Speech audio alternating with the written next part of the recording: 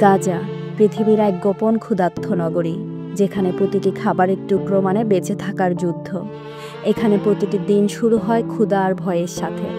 বহুদিন ধরে ইসরায়েলের নির্বিচারে বোমা হামলায় গাজা হয়ে ওঠে এক বিশাল মৃত্যুপুরী। খাবারের অভাব, পানির সংকট, ওষুধের ঘাটতি, শুধু মৃত্যু আর তীব্র ক্ষুধা। জাতিসংঘ জানিয়েছেন, অবরুদ্ধ গাজার মানুষ বেঁচে আছে মাত্র 2 টুকরো রুটির জন্য লড়াই করে।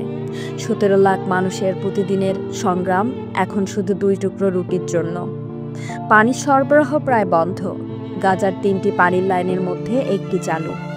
অসহায় মানুষ লবণাক্ত ভগ্নভূস্ত পানি পান করছে, আর এর ফলে শারীরিক অসুস্থতা দিন দিন বাড়ছে।